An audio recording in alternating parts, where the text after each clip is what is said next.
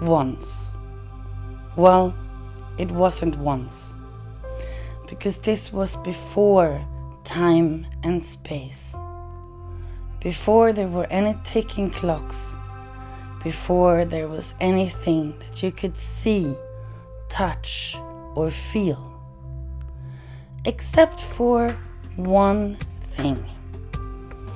Because in the middle of nothing, there was true love. Now, true love was a magnificent creature. It was the most beautiful being that has ever existed in the entire history of everything that has ever been. It was happy. It was completely free. It lived in eternity after eternity after eternity that felt like a second, because this was before time. And it was dancing, and it could stretch out to become really big, or feel really big at least. And also it could pull itself together and become really, really, really, really small. But it felt all the time absolutely fantastic. No matter size, no matter what it did. It would dream, and there are billions and trillions and exadrillions of stories to tell about its dreams. But that is not what I'm going to focus on today. No. I'm going to tell you what happened when true love suddenly started to feel differently. You see, in the middle of everything, or in the middle of nothing, to be more exact, true love started to feel strange. It wasn't really finding that flow in its dance anymore, and it even started to have a little pain.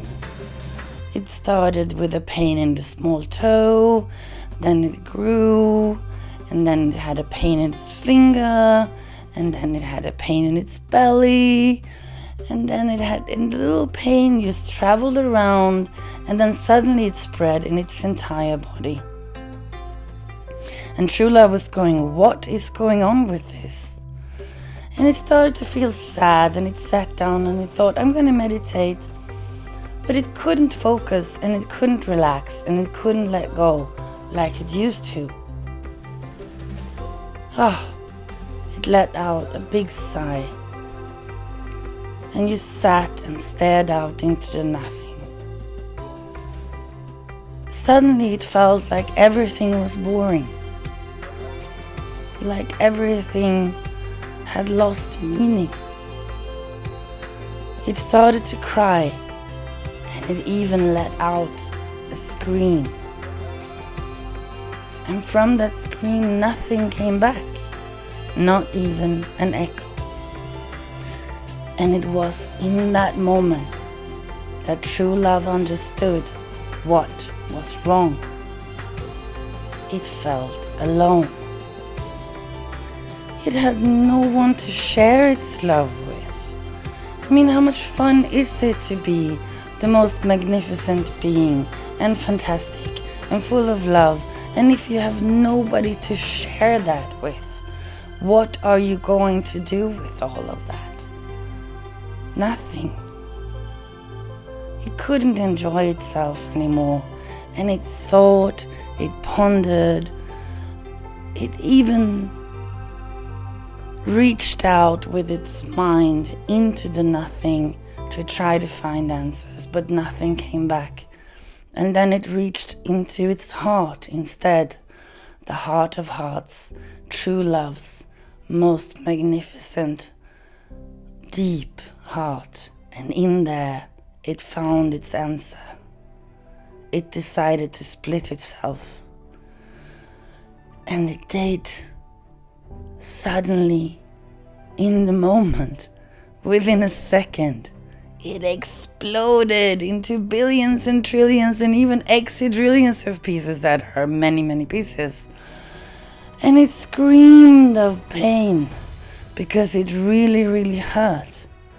But it also sang of joy, because it knew that once all of its pieces would have fallen into a certain harmony, it would be able to see and love itself as the beautiful being that it truly is. Yes, is. Because now you are true love. And so is everything and everyone around you. All of your friends, and even your enemies if you have any. Yes, once before time, space and understanding there was true love in the middle of nothing, and true love grew bored of being alone and wanted to experience loving. And it split, and suddenly there was existence, and after some time and after some space, there was you. And you are magnificent, fantastic, beautiful, and you are true love.